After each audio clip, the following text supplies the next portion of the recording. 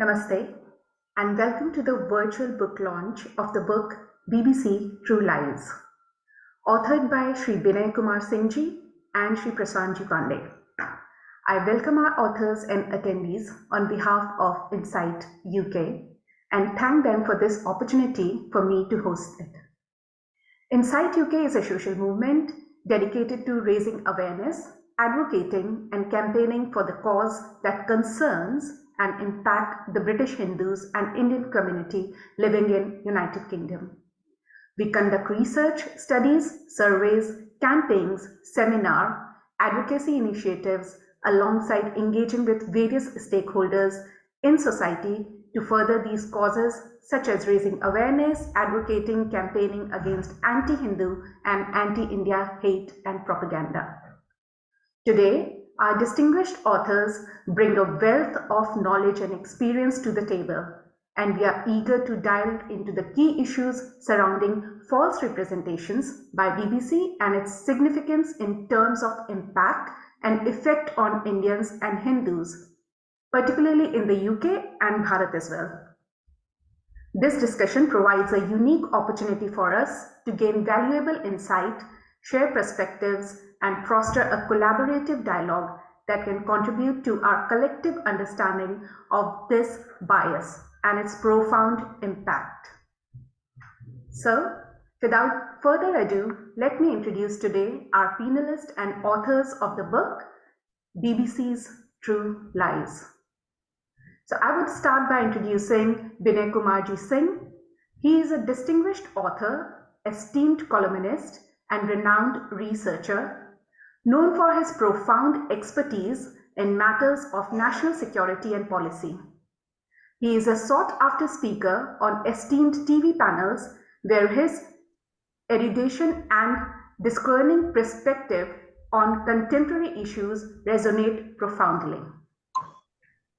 His incisive contribution to various Indian and international publications spanning the wide national security domain and characterized by their rigorous methodology and original insight. His research, which primarily divulged into a next-generation warfare technique targeted towards India, encompassing associated conspiracy theories and their political ramifications, has gathered high. He has worked on 2 books, Bleeding India, for Aggression, Thousand Cuts, stands as a definitive expose of conspirational effort aimed at destabilizing India. In his second book, aptly titled The Elastic War, Story of the Popular Front of India, provides a comprehensive examination of the 5th generation warfare technology adapted by now banned terror outfit, PFI, presently serving as a senior research fellow in strategic studies at the esteemed Dr. Shyam Prasad Mukherjee Research Foundation. He also maintains an association with nation's first policy research center in New Delhi. Namaste, Binayji. Namaste. For our second speaker today, I would like to invite Prasanji Pandey, who is a seasonal former print journalist with over 2 decades of experience in leading national daily. His expertise span a wide range of topics, including crime, the crime justice system, terrorism, Naxalism, rights, politics, elections, and major events like Commonwealth Games and Kumbh 2013. He has also delved into the issues socially significant, such as religious conversations, and extensively covered the tribal state of Jharkhand and reported from Purvanchal region of Uttar Pradesh for cumulative nearly for a decade. With a postgraduate degree in archaeology and museology and a bachelor's degree in political science honors, his educational journey has taken him through various cities including Dhanbad, Prayagraj, Delhi, and Ranchi. He approaches society, politics, history, and culture with a distinct Indian perspective. Currently, Prasanji serves as a freelancing editor and translator in both English and Hindi, based in Delhi, NCR. In his downtime, he enjoys immersing himself in drama, movies, music, and cricket. Namaste, Pranji, and welcome to the podcast. Yes. So let's start our session today. This question is both for Vinayji, Prashantji. You can take your time to answer this. My first idea about after reading this book was I was so intrigued that I really wanted to first find out what was your motivation to write this book, BBC True Lies. What was the motivation? Prashantji, should I start first? Okay. Am I audible? Yes, you are. Yeah. Yeah. Basically, it started from a very so it started very casually in a sense, because Binaji just called me up, and we have had the association of an author and editor on his previous two books. So he just called me that and saying that we should be writing something about the BBC. So I said, okay, let's share the notes and let's ideate, how this book should be, shaped. And he came up with we came up with an initial sort of blueprint. And then the first question that came to my mind was, because BBC in India, as children, we remember BBC as something that is the epitome of authenticity in so far as news is concerned. Any information, any news, etc. We used to hear this during our childhood. We both come from the same region. So in Bhojpuri, they would say कि मतलब BBC पर आ गइल बा, या BBC ने मतलब, meaning that the BBC has already said it. And if somebody wanted to sort of get this stressed, I suppose I am making a point and I want to stress it, so I would tell the other person ki BBC se kahwai ka, do I need to get it confirmed from the BBC? So that is the impression with which we grew. And then towards the controversies and all, I came to know during my career as a journalist, and the recent controversies about the latest one was obviously the documentary on Narendra Modi. So the first question that came to my mind was that if a media organization has so many controversies to deal with, why is it that it acquired such a high image of being a very honest, being a very balanced and authentic source of news? Also, the question was that at the end of the day, in fact, when I started researching a little further and Binaji started giving inputs, more and more inputs, the question came was that after all, BBC is some sort of an extension of a colonial, it's a colonial relic, extension of colonial powers. So why did that power take such a strong hold on us? And that was the first question with which I began looking into it. And then, of course, Binaji added that, it is not only about India. Binaji will obviously give more details on that. But it has this issue has been there almost like, across Asia, across Africa and other places. So that was a basic thing with which we started, and then we sort of reached the final shape which the book took. So I think Binaji will be able to, give much more detail and perspective on this book. Sure. No. Actually, the whole idea was not just of one person. The half of the idea was mine, and the half of the idea was of Prashantji. And yes, it was true that Prashantji told me that why BBC is so credible. So I told him that it is not organic. It is an inorganic thing about its credibility. And so later in our research, we had a full-fledged chapter on the journey of BBC's credibility. So why it became so credible? And that's a very interesting one. We will discuss it in this discussion today. The second, the main thing from the story about this book started, the idea about this book started, was I was basically instigated. So look, I am not an author, or I am not a sort of very, a man of intellectual, high intellectual. I don't claim that. I am basically an activist. So my first book, my second book, that was, that was a product of my activism. So I started writing to support my activism. So it was in form of police complaints, it was in form of suggestions to the government. So I started working on PFI. So I started compiling informations about that. It became a booklet, it became an article, and later on it became a book. So the two books were due to that. In the third case, in the case of BBC also, what happened that when they did a story on the Godra riots, titled Modi Question, so there was a lot of reaction from India. The normal people, they were very unhappy about that, the common people. And everyone was thinking that it is a dead issue and not dead in public discourse. It is obviously dead in public discourse. Nobody is discussing about what happened in Godra today, because the highest court of this land, they have put a full stop on that.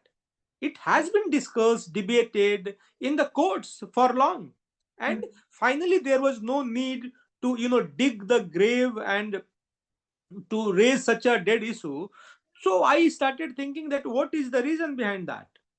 So the only reason behind that was that BBC is not a media outfit. It is not a media outfit. With very as a very responsible person, I am telling you that it is basically being used as a tool to use propaganda as a weapon. It is part of a propaganda warfare. So it is trying to take issues, such dead issues, to instigate or to further the fault lines into the Indian society. And that furthering of fault line can lead to a civil war. It has impact of a weapon. So when we started researching about BBC, so the final conclusion what we derived and what our readers will derive, that it's not a media organization. So there are so many, you can say that it is a demon. So they have did so many sins. They have covered of sexual scandals, huge sex scandals. They have done war misreporting. They have done famine misreporting. They have tried to further the fault lines between countries. They have tried to further the fault lines inside countries, between communities. So this is what they are doing, and this is not journalism. Yeah, definitely. So this was the basic idea where it is started from. Yeah. So we know that you both knew each other as a author and a publisher beforehand. So in this journey of writing the book and everything, did you face any challenge? How did you get this book published, and how has been the response? Probably you must have discussed in your colleagues, your peers, your media houses even. So how was the response? And as well, did you share this book with BBC at some point? Was there any response from there? No, the book is very recent. So, but we would like to share it with the BBC, and if they have any observations that, here your research is wrong, and here you have mistaken, we will love to debate with them on that issue. Yes. Someday we would like to have a debate on the BBC itself about this book on BBC.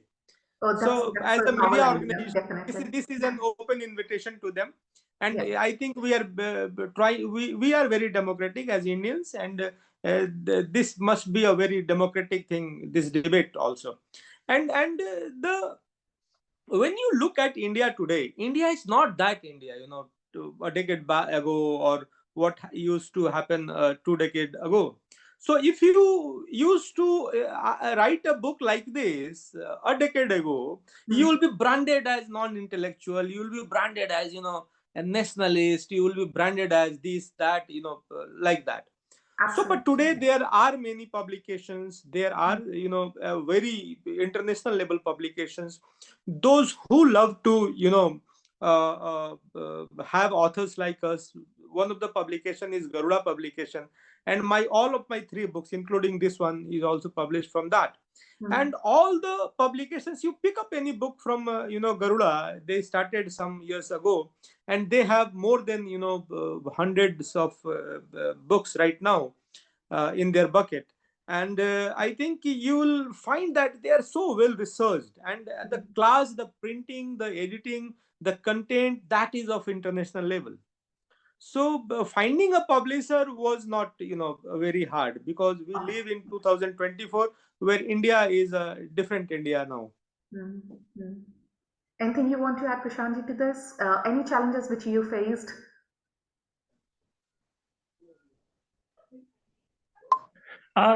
Nothing really. I mean, in terms of research and all, if you look at the content, a lot of it is already available in the public domain. Mhm. So our purpose was, it was like you pick up a strand and then you sort of just go following it, and you find various new things. A lot of things were simply information for me personally, and I would believe that many people, I don't know, even people sitting in the UK may not be aware of many of the things. So that is how I typically used, let's say, my journalistic instinct, in the sense that when you research about a thing, you pick up a strand, then you go behind that, then you go to the third thing, fourth thing, and then you come across something which you don't expect, Yeah. right? Journalism, So actually. these were the things. Other than that, I wouldn't call. I mean, I wouldn't say there were many challenges in terms of research. A lot of it. In fact, some authors in the UK have also written about it. The issues with the BBC, focusing on a particular aspect. A couple of them we have quoted also in the book. Mhm. All those things are there. Otherwise, there is nothing challenge, in the sense that there was no opposition.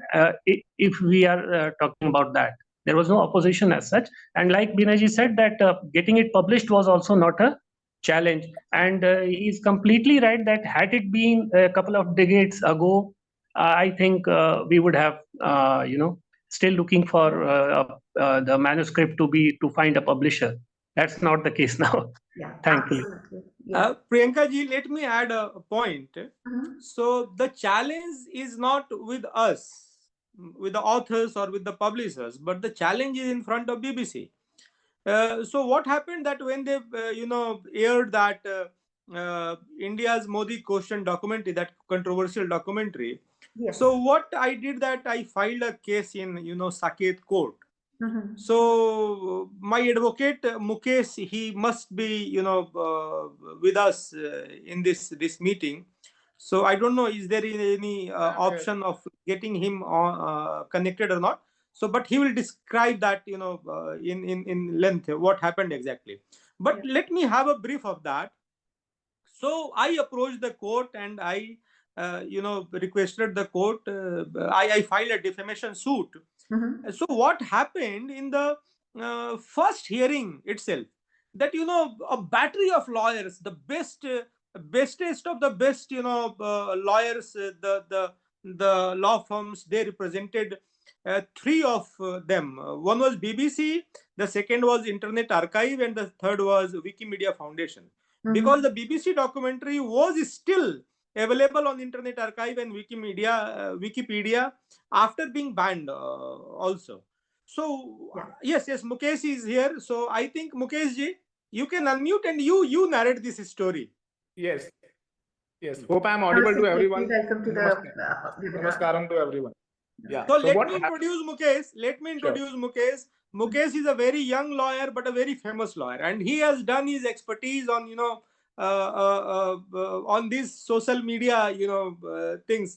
He has done cases against Facebook, Twitter, everyone, and he has appeared against nearly most of the influential or big shot lawyers of this country.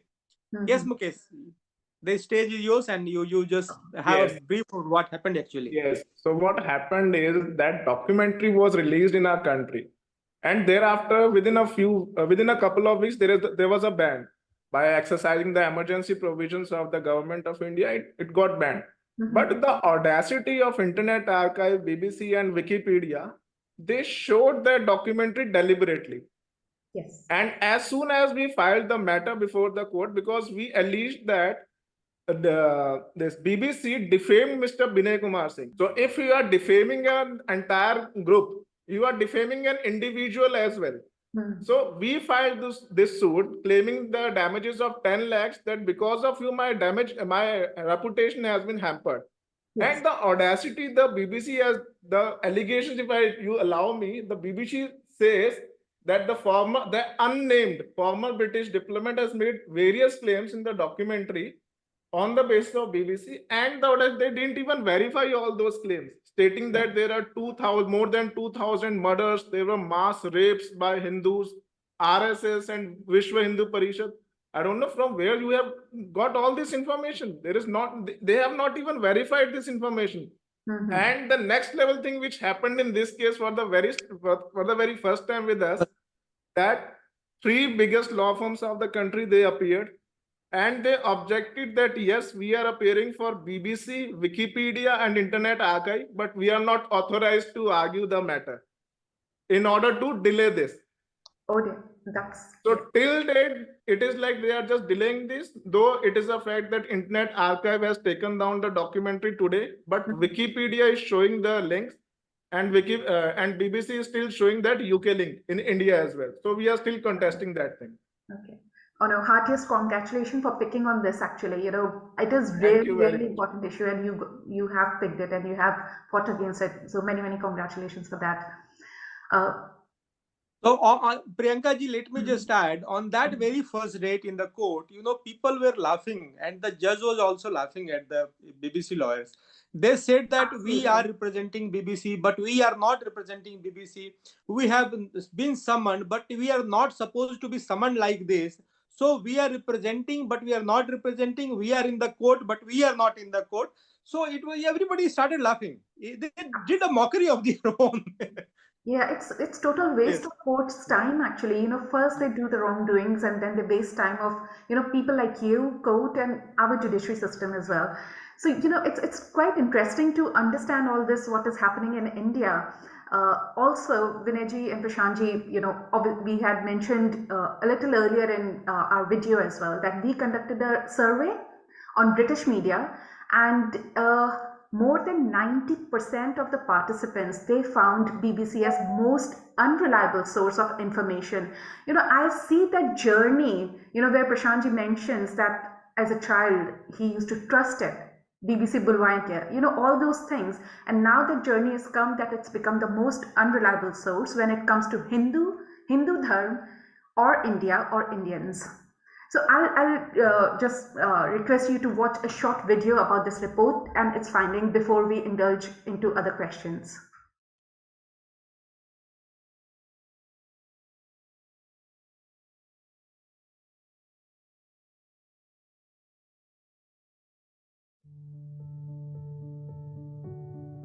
Inside UK conducted a survey asking Hindus and Indians living in the United Kingdom about what they thought of the British media. We asked how they felt they were being represented and whether they felt they were being covered accurately and depicted fairly. The British Hindu and British Indian population represent over 1 million people. Here are the key findings of the survey. 89% of the survey respondents feel that the British media lacks impartiality when it comes to reporting on matters pertaining to the Hindu community. 91% also feel that reporting on India is not balanced. The survey highlights a particular distrust of the BBC. The survey reveals that more than 90% of respondents perceive the BBC as the most unreliable source of information concerning Hinduism and India, followed by The Guardian. Both the BBC and Guardian have the highest number of complaints raised against them by BHI community members. 98% of complainants are dissatisfied with the responses. 59% of survey participants said they had witnessed or experienced prejudice as a result of the media reporting on Hindus and Hinduism. A significant proportion, 86%, of respondents did not support the TV license fee, while 89% of participants strongly believed that a referendum should be held to consider decriminalizing the license fee. A resounding 91% of participants expressed their preference to be identified by the media as either British Indian or British Hindu, or simply Indian. In contrast, less than 5% of respondents favored the use of the term Asian as a personal identifier. The full report is available to download on our website at insightuk.org. So as it's, we found in the survey, it's the figures are alarming, and the false reporting and the kind of things people have to face because of this false reporting is again alarming. So, just wanted to ask Prashantji, please, if you can elaborate on the BBC's history in India, what you have found during your research and covered in the book as well.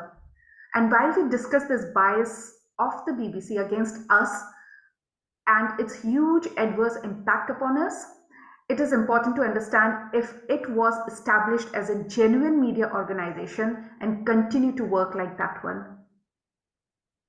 Yeah, actually, when we see the history of BBC, I was surprised to find that in our school books, we used to read that there is a person called Marconi who invented radio.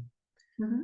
Now, what I came across is that Marconi did not obviously invent radio. The term used is he made radio happen. And he was looking for, his something so that he can sell more receiver sets. He created receiver sets so that receiver sets has to have something to be received from somewhere. Sure. So they were pushing for some sort of government support. And the British government was initially not very keen. And then there was even, what I call in the book, whiff of Marconi scandal, because there were some talks about some top people in the government, British government, in the early 20th century, the first couple of decades. There was some sort of buyback of shares of Marconi company and all those things. And finally, the parliament came out with a report, British parliament, 2 reports. In fact, there was a split and it came out with 2 reports. They said that the people in the government were indiscreet about their, the financial financial propriety, but there was no corruption. Fair enough. That was done. Yeah. Now, BBC was formed as British Broadcasting Company. I am sure not many people in India would know that. It was founded as a company in 1922, and Marconi's company and 5 more companies who used to make equipment related to radio were part of it. Then in 1926, if you when we say that whether BBC was a genuine media organization, we must realize this, that till that time, 1926, the BBC would not was not in the business of disseminating news. What it used to do was that it used to inform and educate and entertain. That was its 3 things it was supposed to do. In fact, information part was included when they came under the Royal Charter in 1927. In 1926, a major strike, the miners' strike, took place in London, and the papers could not be printed. So BBC found itself in the role of being the only news provider, and the restrictions on it were lifted. And at that time, Churchill, although he was not the prime minister at that point, he wanted that the BBC should be completely under the control of government. But they somehow worked out a formula where they were with the government, but they were not state media. And they found that position, a very good position. I think the British government itself felt that this new mode of communication, this tool, radio, would be useful for serving what they call the national interest. Yes. And then when so that is how this company became corporation. And like I have said at one place in the book, that it was free to be on the side of the government. That was its level of independence. It calls itself a independent and balanced and editorially independent organization. But we have put this in the book that they were free to be on the side of the government. right? So this is how the BBC came into being. Insofar as coming to India is concerned, again, it was the World War II, Second World War, when they realized that they have to sort of counter the propaganda which was coming to them through the German radio, especially with Subhash Bose already having reached there and formed his not INA, he formed later, but he was supported by the Germans and he started making radio broadcasts. So that was one part. And during the war years, a large number of Indians, although it was not a war of India in any sense of the term, but Indians were recruited and they were sent to far off places like North Africa and parts of Europe, Eastern Europe, and all. So they were sent there. So people wanted to know about them, like their own relatives in India wanted to hear about what is happening on the war front. And we may not realize it, but radio at that point had become what internet is today, instant media. Absolutely. Because the newspapers would come 2 or 3 days later, the news, it took time for the news to travel. But radio came in during the World War years, and the BBC expanded its services in multiple languages. The focus was that it should somehow convince the Indian listener that the Britons are also facing similar problems. They are like, because they knew that obviously the Indians don't want the British to stay. They knew that. So they used this new tool to create that propaganda that, okay, we are with you and everything. But you can say the hangover of Raj, the British Raj, did not really go. In fact, to cut a long story short, in 47, they wanted to, when the Raj was, wrapping its tents from here, from India, they wanted to do a story on how beneficial and how benign the Raj was. But when their reporters started moving in the areas of Punjab and all, in the northern part, when the partition was there and a lot of tragedy was there, it was a shock which still, resonates somewhere within the Indian psyche. Then they realized that they will have to reorient their, feed, their story, their other things, and of course, then Pakistan was also there. So that's a brief history of how BBC came to India. Yeah. All right. As you have correctly said that, they were actually kind of false reporting from the very initial stage. So, I would request Binayji to answer this question. So, just coming to the very recent attack which was done at Mumbai Taj, and BBC was reporting as use of the word gunmen, while the attack where 200 civilians, they lost their lives, and this word gunmen, actually, it drew a huge criticism by a large section of the society across many countries, not only India, not only Britain, but everywhere. So, and obviously from a group of British politicians, as you have mentioned in the book. So do you think that this has brought any correction in the BBC's way of reporting now? Are they still using the right words in their current reporting? See, this has happened a long time ago. Is there any improvement from there? Binayji? I think this question must be answered by Prashantji.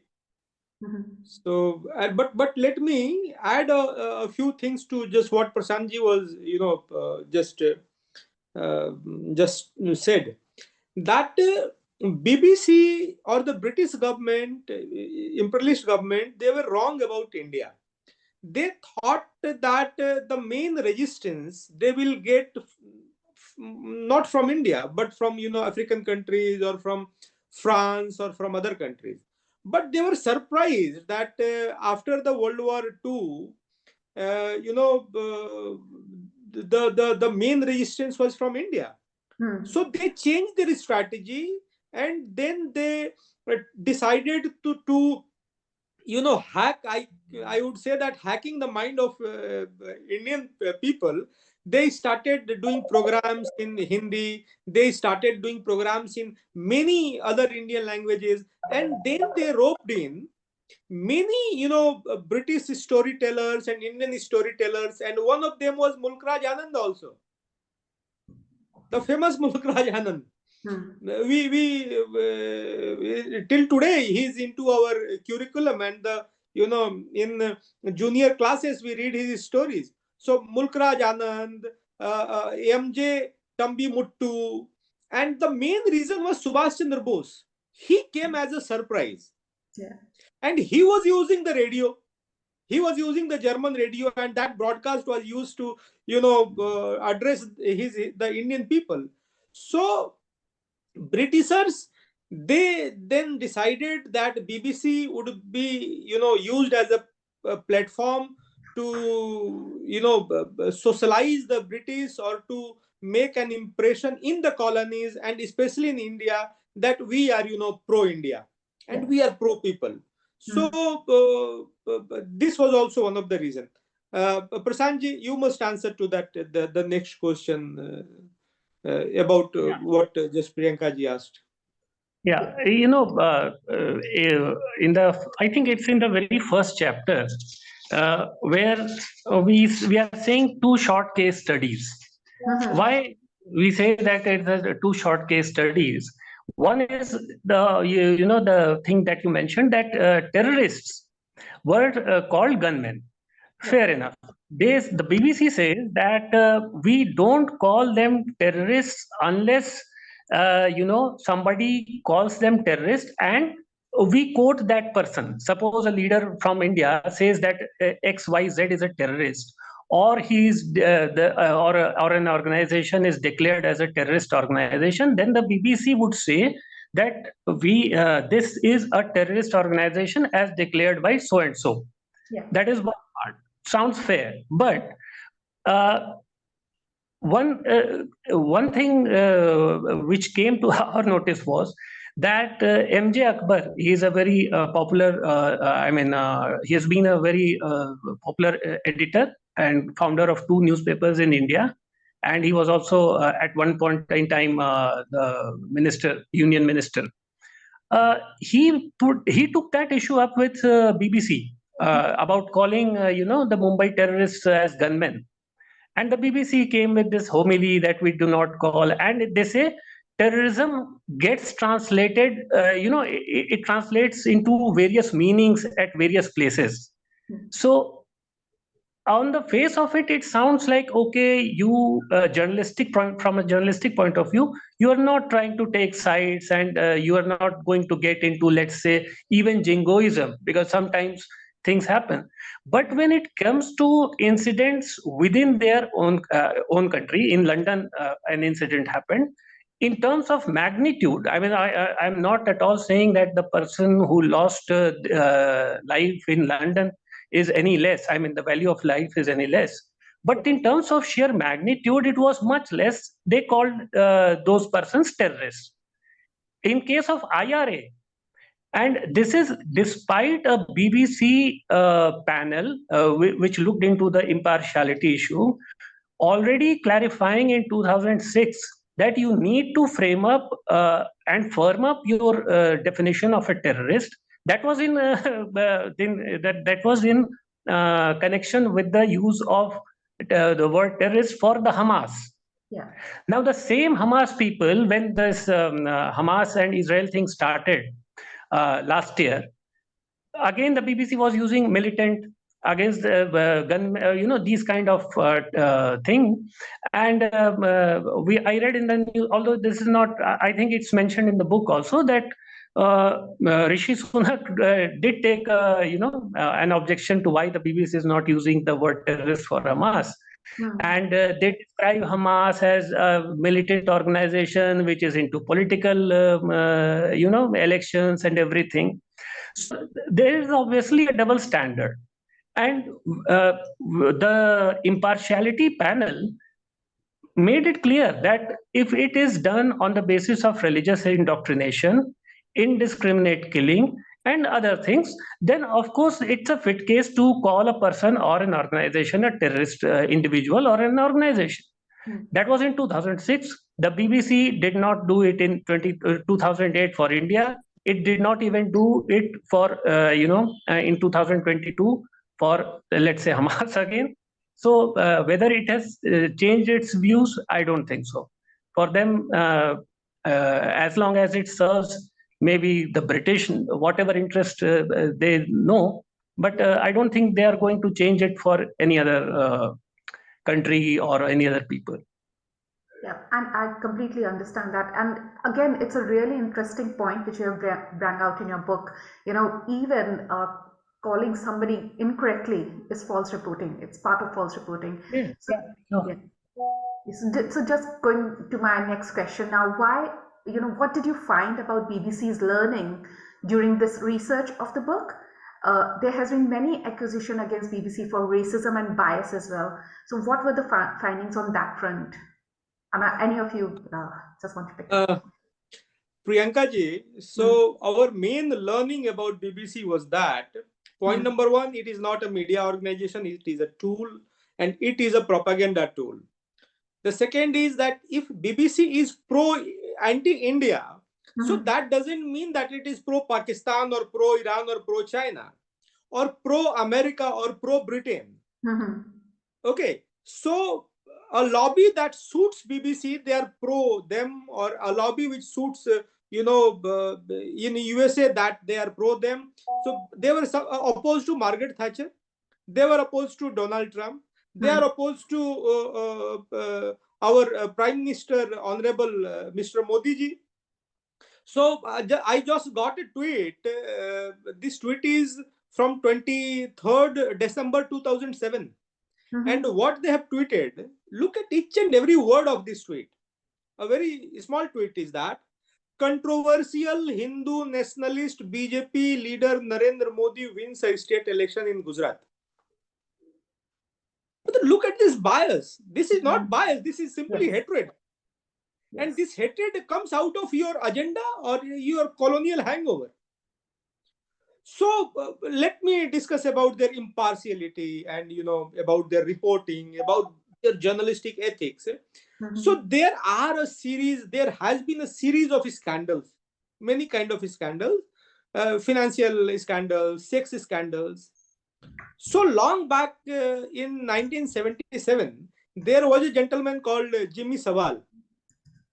And he was presenting very famous two shows. He was hosting them. One show was named Jim Will Fix It. That was a show for children's.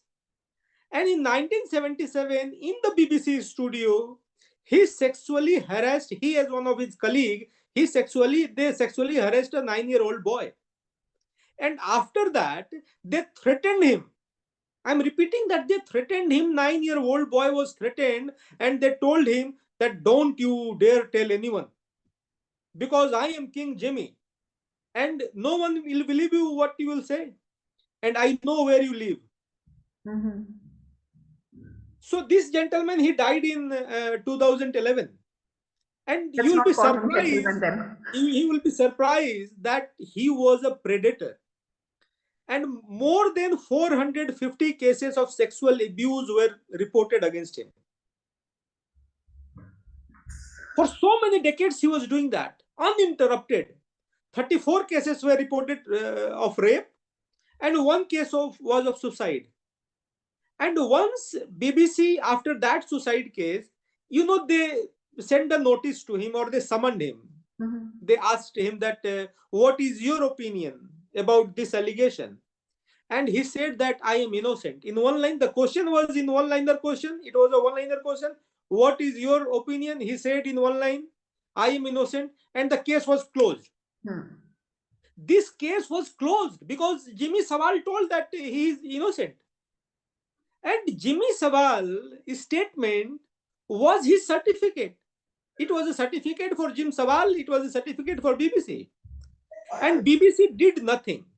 And it didn't stop over there. And it was expected that 450 cases were reported, but the numbers would have been 3 times more or 4 times more.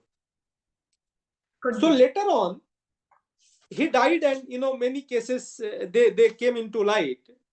Later on, one case was of Mr. Russell Band. So Russell Band, you must remember that I would say that the Sawal legacy, it was, carried forward in a sequel, and the next sequel was Mr. Russell Band. And you'd remember that question from Band and his co-host Jonathan Ross.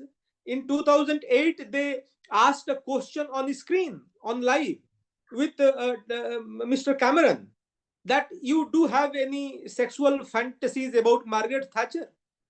So this is their level of, journalism.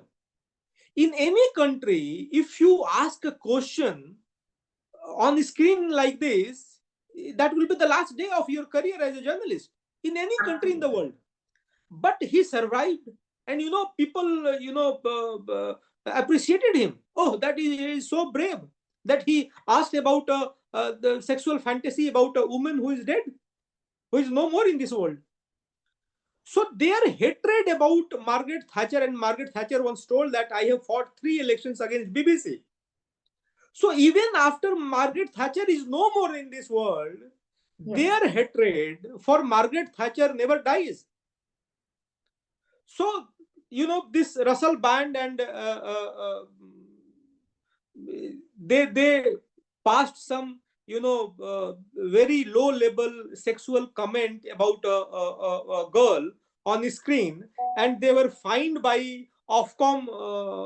They were fined by Ofcom of 1.5 lakh euros. And the later on, and the very latest one, is Hugh Edwards. So he paid, some a boy, a teenager boy, to get some, pornographic materials. And let me tell you that in all these 3 cases, if it would have not been a case of BBC, what would have BBC done? They would have reported. Yes. They would have, presented their moralistic and journalistic ethics. But again, this is not just a scandal. This is a news. Jim Savile case, or Russell Band case, or Hugh Edwards case. What you did as a journalistic organization, you did nothing. These issues were raised by some other news organizations, those who were your competitors. So they don't have any journalistic ethics. But the thing is that we are so tuned, the world is so tuned, because tuning the entire population of this globe, this is not a one-day affair. It started on the first day when BBC was born, and it has continued till today. So we are, again, there are so many evidences in general, in open, but still we are not able to, accept the fact about BBC, that it is not a media organization and it doesn't have any credibility at all. It has negative credibility. Zero credibility will be, also not appropriate. Its negativity is in negative. Yes. Yeah, actually, honestly, like Prashantji started that, from the time when it was really credible, and obviously, as now you've correctly put it, that whenever we look for the media news and reports, that credibility they have lost. Apart from all the scandals and everything which you have mentioned, Binayji, Prashantji, I would like to ask you, would you please like to highlight on financial irregularities that were flagged up by Indian Income Tax Department? And also, do you think there is some financial or political influence of BBC due to which we see the bias against Hindu, India, and Indians? No, you see, when this documentary thing came, then around that time, there was some IT notice from Indian authorities, and it was as expected. The BBC claimed that it was a witch hunt against the media organization for running a documentary which is against Narendra Modi and all those things. But ultimately, they did accept that they have misreported on the tax, the amount of tax they owed to the Indian authorities. That case is going on.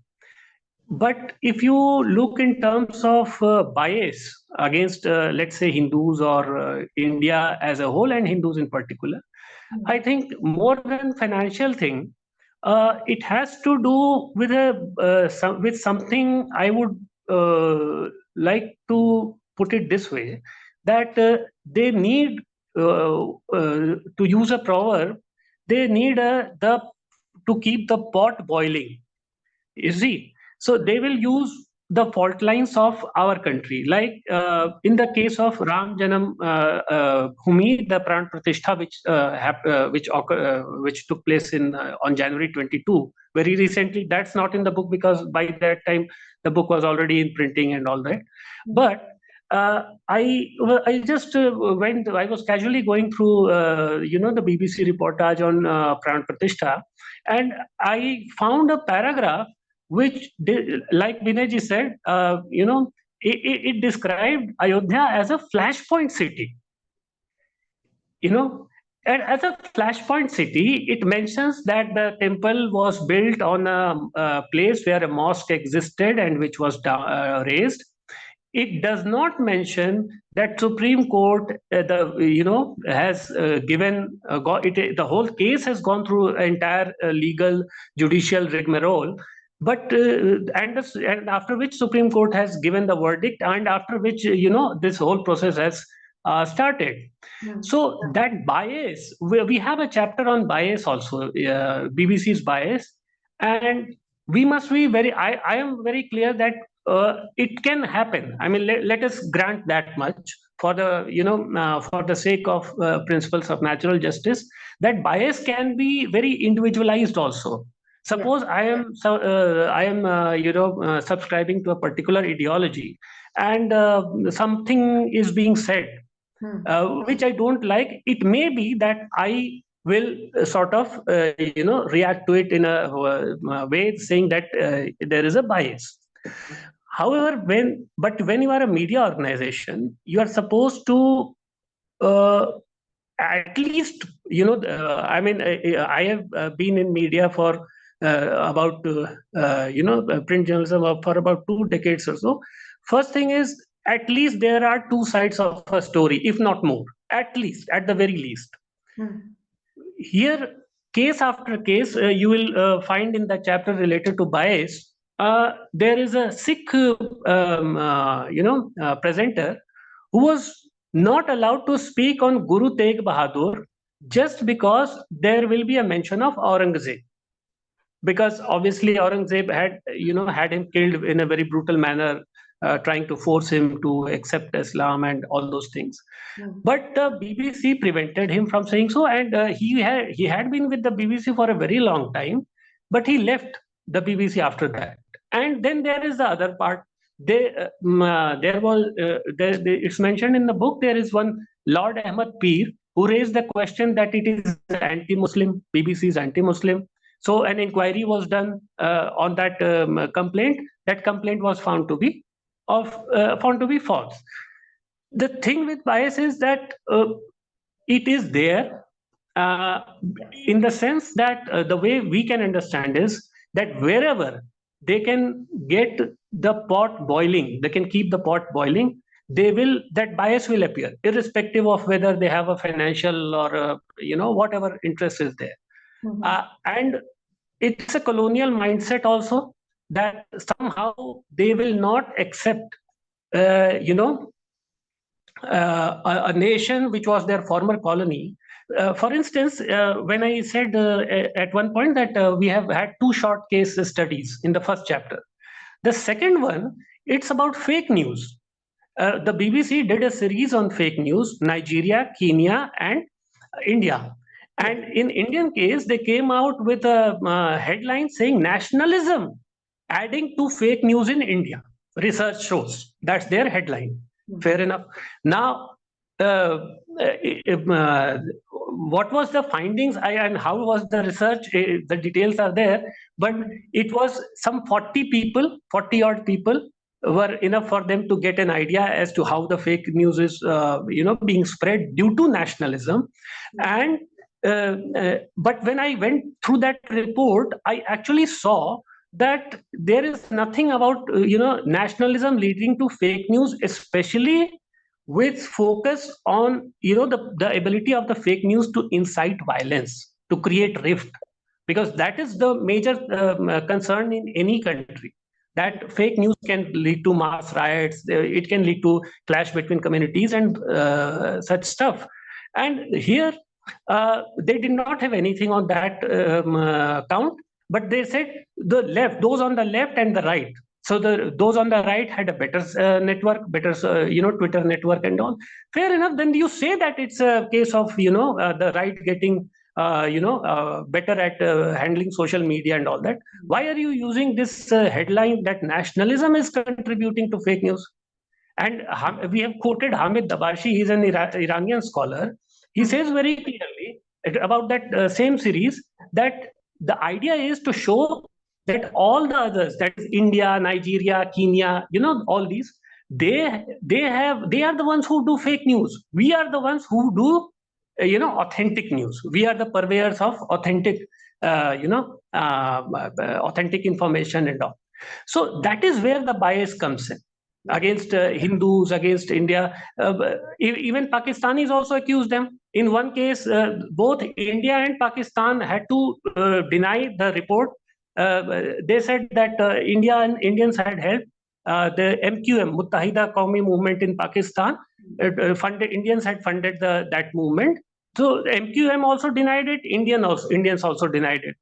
So it is their, their bias, I think, to cut a long story short, is to keep the pot boiling. Let the fault lines, let the people along the fault lines keep clashing with each other. And obviously that colonial mindset is there कि हम तो यहाँ के जमींदार थे, ये कहाँ से आ गए, ये कैसे ऊपर आ गए. That is there, always there at the back of their mind. Vinayji, yeah. Prasanji, Priyanka ji, when it comes to compare between India and Pakistan, Pakistan is more smarter when it comes to have an understanding about BBC. So till today, we are, reading George Orwell or Mulk Raj Anand.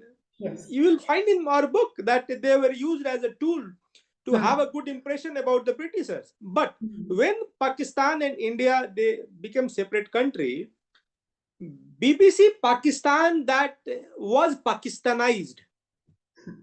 But BBC India was not Indianized. Very so right. If you talk about credibility of BBC in India, that is more. BBC's credibility in Pakistan, that is nothing. So they had a better understanding about BBC. And one more thing. Look at the pattern. There is a pattern about their reporting. Very recently, Ram Mandir issue. So what we derive from the Ram Mandir, or what is our message? What is the message of Bharat?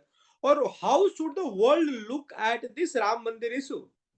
Simply that there is a majority population who is nearly 100 crores.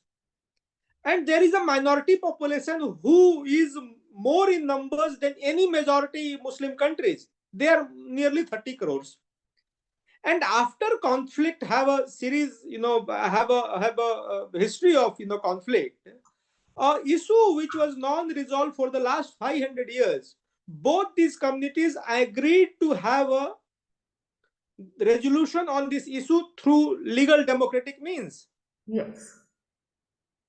And the world should learn, or the world should derive this message, that in how to have a conflict resolution mechanism without conflict, without fighting or killing on the roads. This is the message. Yeah. But how did the BBC report it?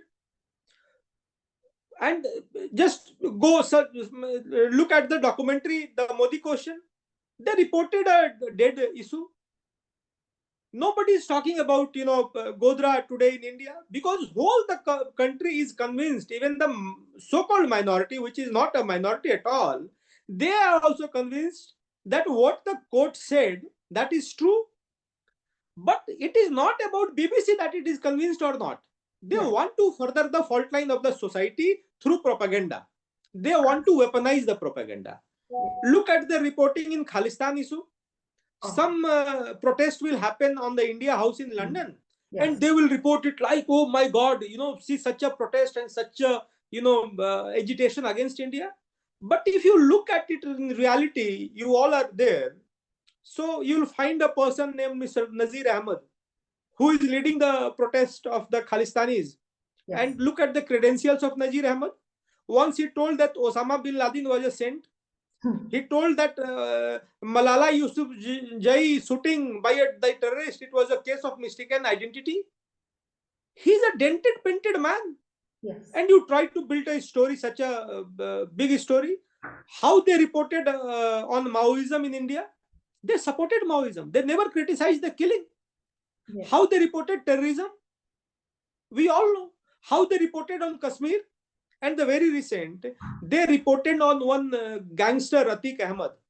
Yes, obviously he was killed in police custody. That was a case which is an ongoing case in the UP courts. But they reported that MP, ex-MP was killed.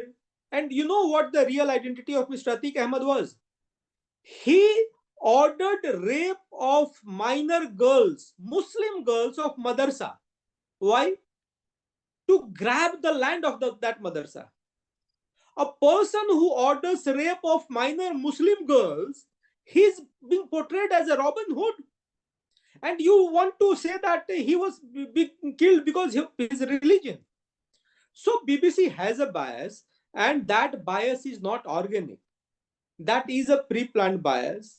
And on the other side, on one side, you criticize Mr. Modi, and on the other side, Jimmy Savile was given knighthood, both by the British Parliament and by the papacy. The papacy gave him knighthood. Why he was given knighthood? Because he has, sexually harassed more than, 450 men, women, minors. He has raped more than 3-4 dozen women. He has made a minor girl to commit suicide, and he was, given knighthood. And one more thing, why I say that BBC is a deep state or a government sponsored, very powerful people are behind BBC, because there were so many stories. Those who were completed, all the shooting was done, everything was done, but they never got aired. Yes. ITB dropped the story.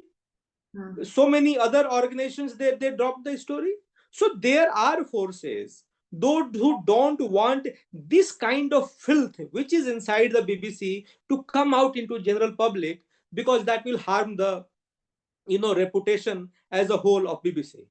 So the last thing, Priyanka ji, when I say that what BBC is doing, that it is trying to propagandize the fact and weaponize the propaganda. So what does propaganda does? It does a mind hacking. It does cognitive hacking. And I have once written an article on this, that it is a content that is used as an attack to cause harm, change beliefs or behavior, and support the goals of the attacker. Propaganda, conspiracy theories, social media boots, computer hacking, and stealing of data, international lies, and disinformation can all be methods of weaponizing information. In many cases, successful weaponization in information requires action to be taken by receivers of information. So this is about your 5th generation warfare, is it? Yeah, this is a 5th generation warfare. And when you blend social media, social engineering with propaganda, it doesn't explode like a bomb, but it implodes like a bomb. It implodes within the society, and that can cause rift, that can cause mass killings, that can cause riots, that can cause loss to human lives in mass numbers, that can impact your the thought process for generations. So one Mr. Thomas M. Mill is there in US. So he, in an article, he urged that there must be a conversation, international conversation, at the United Nations about the rules that will govern the use of weaponized information. So he says that, weapon is defined as something which can inflict external injury, which explodes like a bullet, like bomb. Fighter jets are weapon, but information should be included as a weapon if the intention is to cause harm, to cause loss to public lives, or to cause a major destruction. So I think that it's high time that India must take a lead to have a discussion on this kind of misinformation which is being used as a weapon against India. So if BBC misreports on Ram Mandir, if BBC misreports on Godhra, Khalistan, Maoism, terrorism, Kashmir, or Atiq Ahmed, and that has a potential to instigate a society, so that should not be considered as an act of journalism, but that should be considered as an act of war against India. Absolutely. It's high time to define that. Yes, honestly agree to the statement. And as you rightly mentioned, even we receive phone calls back home, like, the time when you mentioned that there was an attack on Indian embassy by Khalistan, and the way BBC reported, I mean, as an expat, I get calls from my parents and my family members, and I'm sure many of us are experiencing it over here. This false reporting creates such an impression that sitting in the home, they just worry about us. So they call, it's the very little thing, how it is impacting us. But yes, as you rightly said, it's a bomb which can implode. Yeah. So I would like to call Prashantji for the next question. Priyanka, I think it's important that I mention one important, very important point. How you portray a country in the world media, that's there in the book also, where we have taken up the issue of India being dubbed as the rape capital of the world. Right? It's a sort of moniker or whatever you call it. Somehow, Western media and BBC included have resorted to this often. And I'll just mention we have mentioned one case there where just after COVID, the NCRB, the National Crime Records Bureau, which collects data, national data here in India, and publishes reports every 2 years. So quoting from that data, there was a BBC report on the website saying that India is the rape capital, along those lines. And the report did not have any authority quoted, no attribution at all. It was just surmises. And one argument was in the report was that during COVID, the rapes came down because the data collection was less. Obviously, because everything was under a lockdown and all. But when you look at it, look at this statement, it can actually mean that it was just a case of data not being reported, but the rapes were happening either inside the houses, or with women who were going to fight fight this whole epidemic, the pandemic, going out in the open or wherever. And the same BBC, when it came to a place in Sweden called Malmo, there Farage, I think the politician's name is Farage, he raised the issue of the immigrants, especially supposedly from a particular community, coming into that city in great numbers, and that resulting in a rise in case of sexual assaults. And the BBC sort of fact-checked it and quoted authorities and quoted what is the definition of rape in Sweden and all those things to say that no, the situation is not that that serious. And as it is, we have no way of ascertaining whether a particular community is involved or not, because the Swedish authorities do not release that data. Fair enough. I'm saying when you are reporting on India, you don't have any qualms saying that this is a rape capital of the world. And there was actually an incident where an Indian student was rejected internship in a German university because of this, impression. So, the student did get admission because the German embassy intervened and assured the university that the person involved that it's not the case. And in there is one more, and more seriously, how they portray. The book mentions India's daughter. That was a documentary on Nirbhaya case. Nirbhaya case, many would remember, it was one of the very shocking cases, and it shook the entire nation.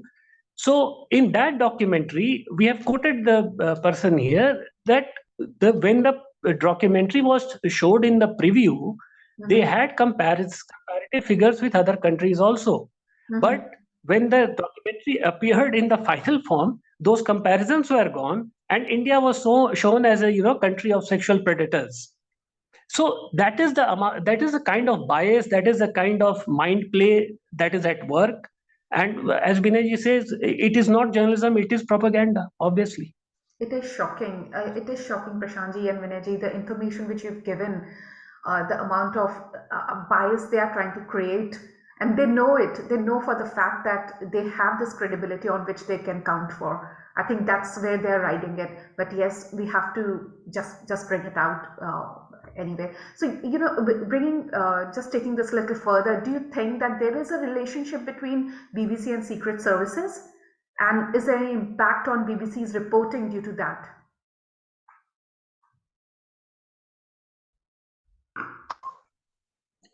In fact, if you see, BBC was closely interconnected with its intelligence service in ways more than one, right since the World War years. Obviously, it came to India because it wanted to fight the German propaganda. It went to Middle East because it wanted to fight the German propaganda. In fact, even in the fact of BBC coming under the Royal Charter, there was this thing that if we don't do it, somebody else will do it. Maybe the Germans again, they will start using those the radio for their own propaganda, etc. That is one thing. Then there are a couple of authors who have done work on this, the intelligence, the relationship between the BBC and intelligence agencies of Britain, and they have established that the BBC and the intelligence people used to interchange positions. Like an intelligence man could come. I'm sorry. I hope I'm audible because there is a power cut. It's back now. So they could interchange. They could interchange position, and BBC system called files. They were highly suspicious of leftists. So this continued for 1985 when it was exposed by a newspaper, and after that they discontinued. But that connection.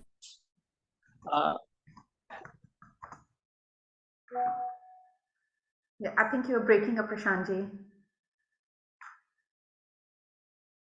Vinayji, you're on mute. Yeah, Priyanka ji. So let me start from where Mr. Prasad just left. So we have discussed in length in this book how BBC was, connected to the secret services of England. So lot many guys from the secret services, MI5, MI6, they used to have been, heading the BBC for a long time. Some ex-chiefs of MI5, they joined BBC. Many people, they came to BBC and they later on, they rejoined the secret services. So this is an open fact and it is into public. Yeah. So there was a very interesting case of Guy Burgess. So Guy Burgess, why I say that it is a very interesting case, that he worked with the BBC in 2 separate tenures, and later on he became a British diplomat. So from siphoning of information to the Soviet Union, he was basically a Russian spy.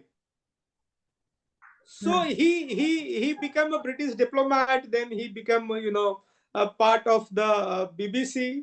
So between 1938 to 1941, before joining the Foreign Office in 1944, and this case of espionage came into light in 1951.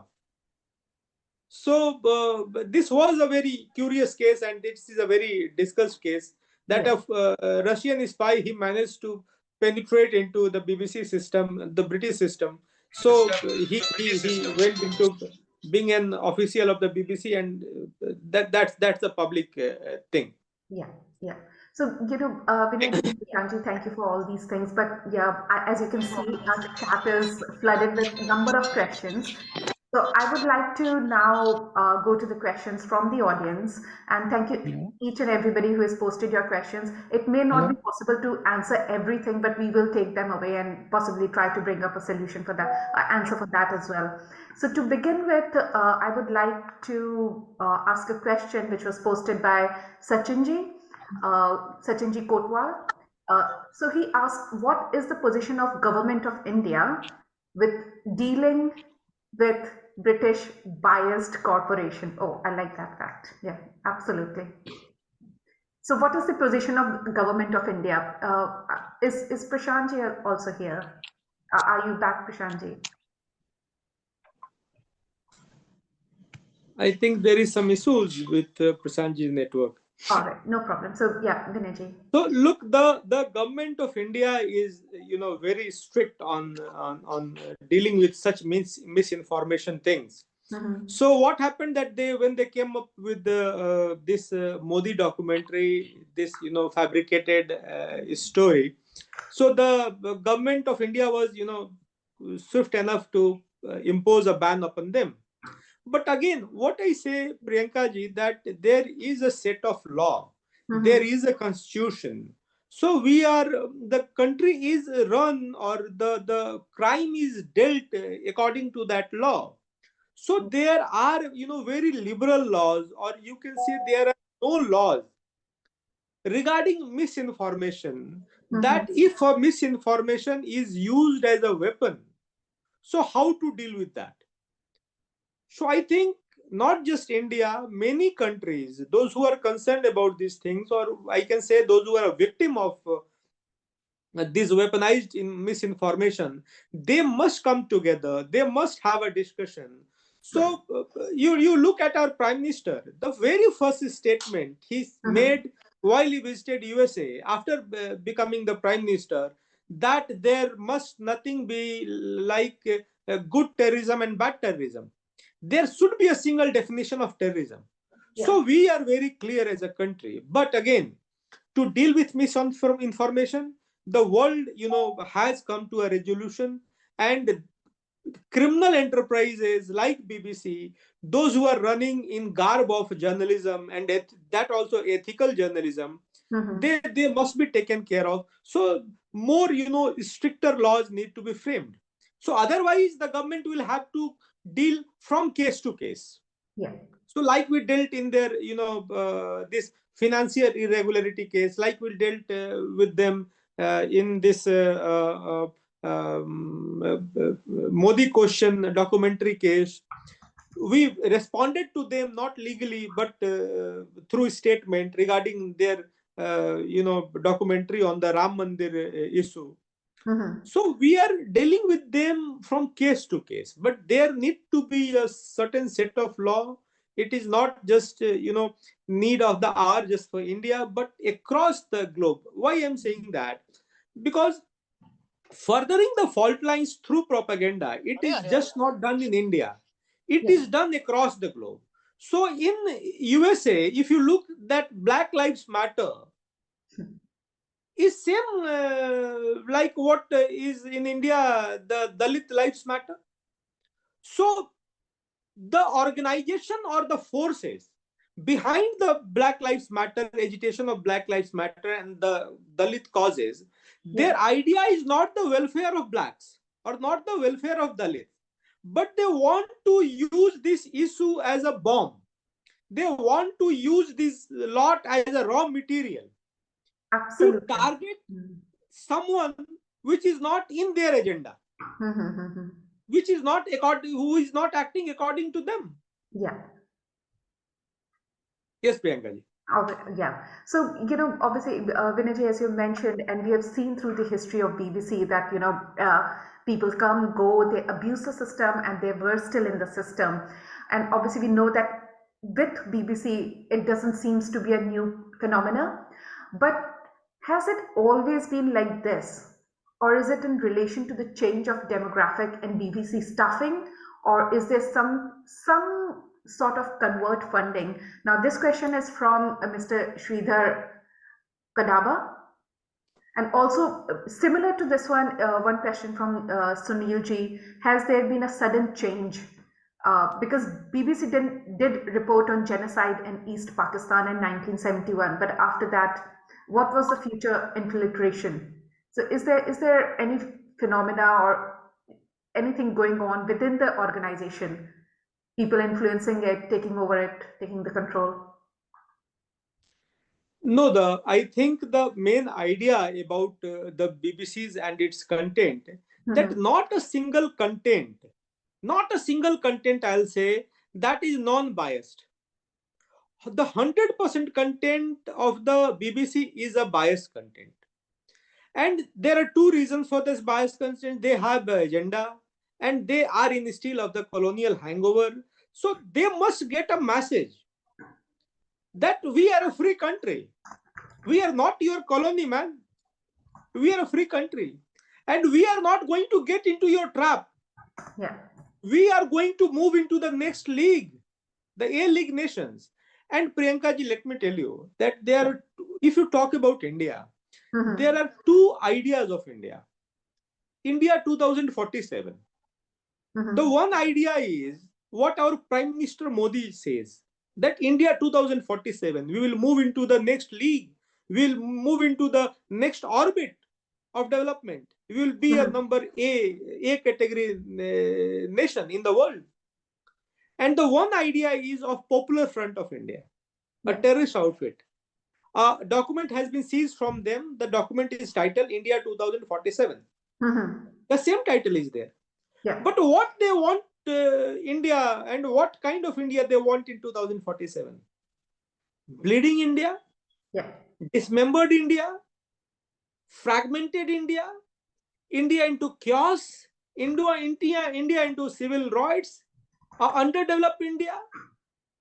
India into a war zone? So there are two ideas, I say. One idea is of the India lovers and one idea is of the India haters. And I think this world has become a global village because, internet and so many things are there. So each and every word of yours, that is in for scrutiny. And then people sitting in remote villages, they are scrutinizing you. So people of India, they are, more capable in scrutinizing your story rather than believing all your false narratives. Yeah. So I think BBC needs to be more alert, and I think BBC is more alert. So if you look at the changes in the BBC, that is because of this heat they are facing, this backlash they are facing. Absolutely. I would like to just check, is Prashantji here? Okay, yeah, thank you, Prashantji. We are back on. All right. So, am I audible now? There was some loss of connection. Yes, am I audible now? Yes, you are. Yes, okay. Yeah. So, just touching upon, the survey results. So, Insight UK recently conducted, as I said, that they've done a research on British media, and we had a really good sample size for more than 2,000 people responding to it. And we don't compromise like BBC, who felt the sample size of 40, as you have already mentioned in your book, is adequate for a qualitative analysis. This nationwide survey, where we found Hindus and Indians are highly distrustful of the BBC and its complaint process. And I would like to remind the audience that the survey report is available on insightuk.org. And obviously, Prashantji, Vinayji, when I share this, you should not be surprised to know that majority of the survey participants said that they have witnessed or they have already experienced prejudice as a result of this media reporting on Hindus, Hindu Dharma, India, and Indians. It is alarming over here as well. Again, very soon we are going to release another 12,000 word report on observation of BBC reporting on India and Hindus, similar to your book actually. The report compares reporting and highlighting the lack of balance in BBC India article. Similar to your book, the Inside UK report covers BB funding and its biasness as well. So coming to another one, do you think the BBC's historical context and colonial legacy influences its portrayal of India? This question is for Vinayji.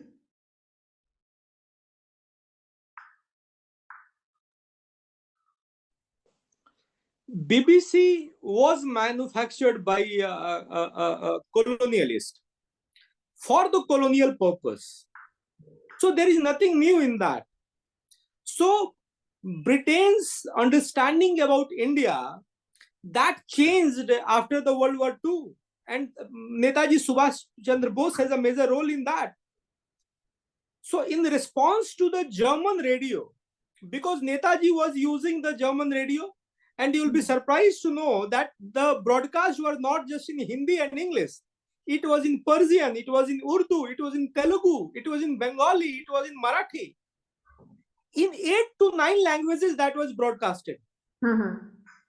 So maybe the Britishers, they were surprised by the unprecedented response from India, the Krantikaris.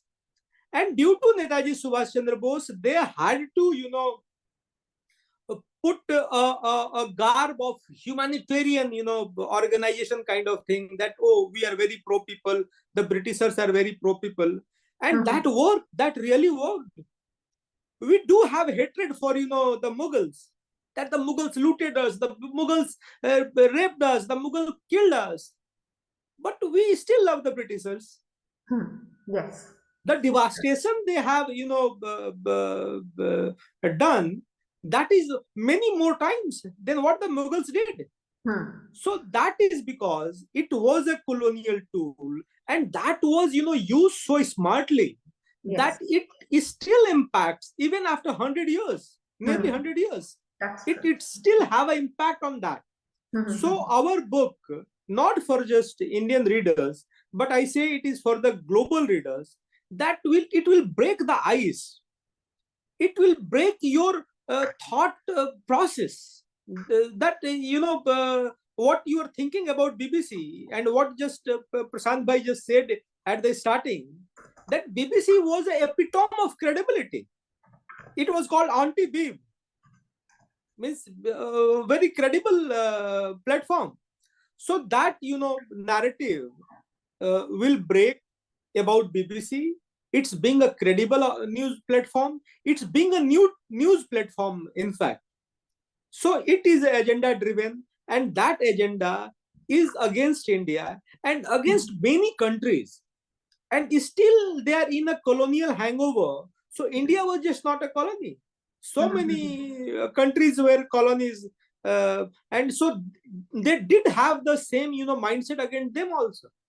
So what I say, Priyanka ji, that we, just not Indians, but people like us, those who are victims for generations of this false narrative news peddling exercise of BBC, we must have a CMP, Common Minimum Program, to disrupt this, to counter this, and to dismantle this system. And even if today, at such a stage where the technology is so, at a great stage, if at this stage also we are not able to build this hegemony of such a criminal enterprise, then I think we are never going to do that. Prashantji, do you want to add something to it? Yeah, in fact, while we are on bias, bias and the mischiefs, basically, I think I was not, I mean, there was a connection loss, so I don't know if Binayji has touched upon it.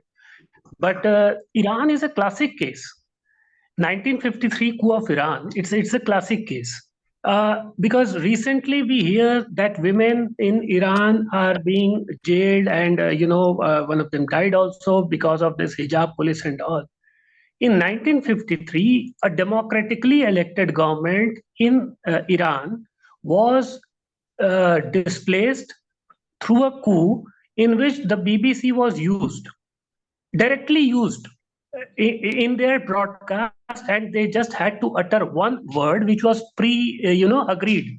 Well, that once you utter this word, this will mean that we will start the problem there. Oh. And the CIA, and see how strongly BBC is protected. The CIA admitted it about 2 decades or 3 decades later in its declassified papers, Yeah. that we had a role in that coup. Right now, they wanted to name the British authorities also, because they said it's a British. The British intelligence was involved. Yes. The British intelligence pushed back to the CIA that no, you don't. You don't quote us, or you don't take our name. Well, the Americans did quote. Did name the British intelligence agencies, but the BBC was nowhere. There was a program in which it was said that the word was, it was a simple time check. Yes. And the allegation was that the news presenter had to utter just one word. It is exactly at 12 midnight. It is exactly 12 midnight. That word was the trigger. It was supposed to trigger the trouble in Iran, and democratically elected government was removed. Now, why? Because that democratically elected government had nationalized the oil fields which earlier belonged to Britain. It had fueled their World War efforts, right? And there is a company called British Petroleum, BP. Yeah. That company comes from those oil fields, and the Shah, who was known as the tyrannical Shah, the tyrannical Shah agreed to share 50% of the revenues from those oil fields for 25 years. Shah was earlier in 1940s, that Shah was replaced. So the BBC did it, for both. It helped remove the Shah, and then it helped remove the democratically elected government, because it had its interest there. So the question of BBC being a journalistic endeavor comes under serious scrutiny when we see this interlinking of so-called national interests. Yeah, it is very so it's very important that yeah. All these fact checks which you have done. Sorry, I didn't. Yeah, no, all the fact checks which you have done, and the things which you have just mentioned over here.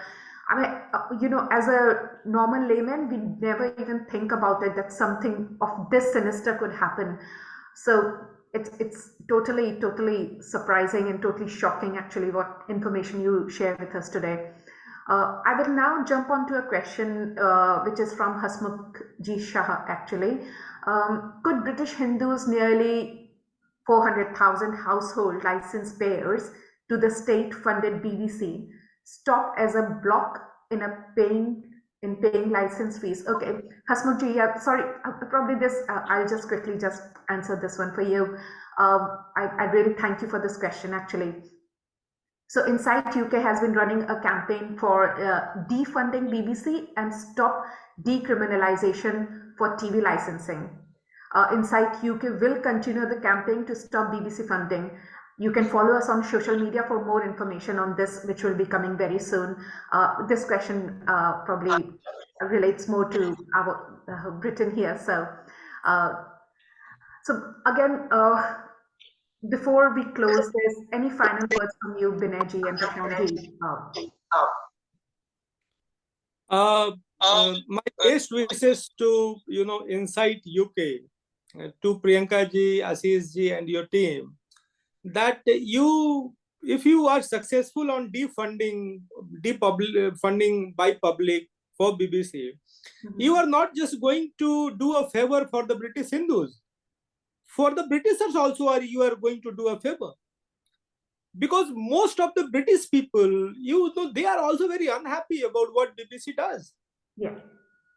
So many voices, they are coming up from that side that we don't want to fund. So I think a day will come very soon, today or someday, that this funding will stop. And this funding is like that you are forced to eat poison. And you also have to pay for that poison. Yes, absolutely. The money is also taken from you for that poison, and you are going to have that poison. So I think it's very serious. But and Priyanka ji and Team Insight, thank you so much for having such a wonderful conversation. And Ashish ji, thank you so much, all your team, Insight team, for your support and encouragement. This book, has been launched just a few days ago, and I think in the World Book Fair also it has got a phenomenal response. So I think that as an author, we have enjoyed it, by writing this book, and as a reader, you'll enjoy more. And I want to extend my heartfelt best wishes to the Insight UK organization. Your dedication and efforts are truly admirable, and it's a dedication for the humanity, for Hindutva, and your love for not just for India but for humanity, I will say. And I have no doubt that you are going to continue, and you will continue to make a positive impact with your this noble work. And again, keep up with your great work, and we would love that if we can extend any kind of support to you. And all the best wishes and good luck to the whole Insight team for such a wonderful endeavor. Thank you, Binji. Prashantji, any final? Yeah. Thanks, obviously, for this great giving us this opportunity to talk to people who in my supposed readers, because BBC more directly impacts them. But since it's an organization which has tentacles spread all over the world, and like we pointed various cases how it plays on the fault lines and keep on doing it day in and day out. Also going forward, I think one organization at a time, I think that would be great. Generally, Western media has been accused of, having this bias, the anti-India, anti-Hindu bias, and they have their own agendas. Insofar as BBC is concerned, if you see, its history has got a lot to do with the way our own history has unfolded. What I mean to say is that once you become independent, the first and the foremost steps that should have been taken was to start the process of decolonization. That did not happen. And somehow we were, we continued to believe that British, they were colonizers and we became independent, but they gave us English, they gave us railways and things like that. And BBC, of course. And the reason why BBC became very sought after is very clearly given in the book, is that there was no alternative in those days of radio. TV came much later. In terms of radio, there was only AIR, which, by the way, I also came to know during, when I worked on this book, that AIR was also started by the British only. It was named something else, then later it became AIR and Akashvani. So even that AIR, which could have been maybe India's answer to the BBC, was put under a political stranglehold, and to the extent that when it came to reporting, let's say, the assassination of Mrs. Indira Gandhi, AIR just kept waiting for the whole day for a formal announcement to be made when the entire world knew, thanks to the BBC. Now India is in the process of taking its rightful place in the Committee of Nations and shed its colonial baggage. BBC for me is nothing but colonial baggage. If the BBC is all that it claims, then it should go. It should come out in the open, play like other media organizations who go by the market forces. You can't have this special thing, of not being a state media and not being a simple commercial media. So that the funding part which you are working on, it's very, very important, very, very important. And with those words, I think I should stop. And obviously, congratulations to all your endeavors and best wishes. And let's see, we must get a good thing going, and this tentacles of BBC will be a thing of past. Dhanyavad, our speakers, and dhanyavad to audience as well. And I profoundly apologize that we couldn't take more questions due to time constraint. But as Prashantji and Vinayji has disclosed over here, BBC has diverged into a deep, yucky mud. It was an epitome of most authentic news. But yes, all behind the closed doors, it has been a rotten organization. And the ethics, what we talk about in journalism, are nowhere to be followed. So I really want to thank you from bottom of my heart, both our authors, and actually it's quite late in India, and however, you've stayed back and we have run over our webinar as well. Thank you so much for this. I would like to also thank Insight UK team who has worked hard in the background and the tech support as well. Thank you to the authors, and finally a thank to all the attendees for being part of this book launch. And we hope Priyanka ji, just one thing, we will also be sharing the online buying links and other avenues where people can order the books, because immediately it might not be available on Amazon.com, although we will try to have it on Amazon.com as soon as possible. In the meantime, we will share the links from where they can place an order if they want to read the book. All right. Okay. Yeah. Thank you. Yeah. Okay. So yeah, I know. Yeah, it is on Amazon. It is already on Amazon, Priyanka ji. Okay, it is on Amazon. All right. It is on Amazon. I mean Amazon.com. We'll have to check. Okay. Amazon.in it is there. Amazon.com it is. No problem. We can always share where it is available, and certain links are already being shared where it is available. So yeah. Apologies, Mayuri ji. At this moment, we won't be able to take any more questions. So again, before we end this webinar today, I request you all to engage in a meaningful conversation that leave us with a new perspective and a deeper understanding of the issue at the hand, and let the media houses like BBC know that enough is enough. I would also remind you to follow us on social media and subscribe to our YouTube channel. The recording of this webinar and the webinar before that is available on our YouTube channel. We will be doing more webinars and podcasts, so stay tuned in for that one as well. Dhanyavad and Shubh Ratri.